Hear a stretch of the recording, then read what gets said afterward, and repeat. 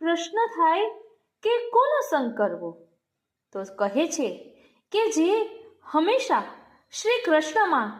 પ્રેમ ભાવ રાખનારું, નિષ્કામ પ્રીતિનો બોધ કરે છે અને નિષ્પ્રયોજન છે, જે નિરપેક્ષ તથા સાત્વિક હોય તેવા ભગવદીયનો સંગ કરવો, જેના હૃદયમાં શ્રી ફલાત્મક ભાવાત્મક શ્રી વ્રજપતિ શ્રી કૃષ્ણમાં અનન્ય પ્રીતિ હોય, તે જ આપણા હૃદયમાં કૃષ્ણ પ્રત્યે પ્રેમ પ્રગટાવી શકે,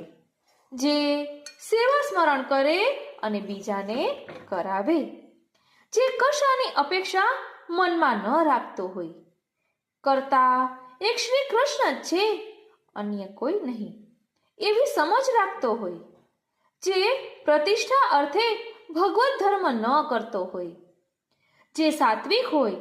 છળ કપટ ક્રોધ મદ વગેરેથી રહિત હોય, જેની વાણી આંખો દેહમાં સાત્વિકતા હોય, જે શ્રી વલ્લભનો કૃપાપાત્ર હોય, શ્રી વલ્લભના ચરણારવિંદમાં દ્રઢ આશ્રયવાળો હોય, તેવા ભગવદીય વૈષ્ણવના સંગમાં રહીને નિવેદનનું સ્મરણ થાય તો હૃદયમાં માર્ગ સ્ફુરિત થાય. જય શ્રી કૃષ્ણ.